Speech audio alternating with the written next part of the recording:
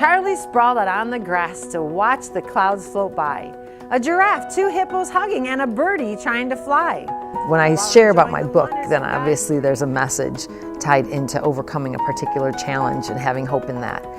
I enjoy speaking to all groups, and that sounds like a pretty generic answer, but the reality is I think my teacher training comes in handy being a keynote speaker now, because I can read the audience. And so I can sit around a table with a handful of children and really connect with them. Schools have brought me on to actually work through the writing process, because as a published author, it's pretty exciting, the whole process.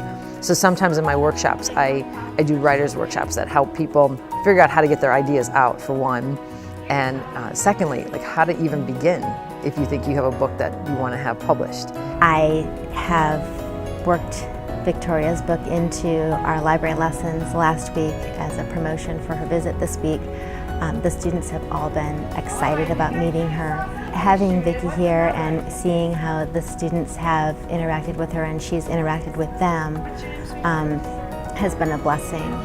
Her message to them about how you need to be open to having God be in control has been something that they need to hear on a more regular basis. Even in discussion, when Vicky was here speaking with the kids, they were able to reflect and make connections with their own lives and things that they've experienced that have been a little scary or nerve-wracking for them.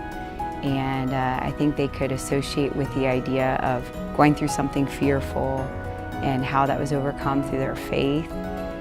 So that was a great message, and I think on so many different levels, from extreme events to you know, just basic things that might have been scary. It was the kids made some really great connections.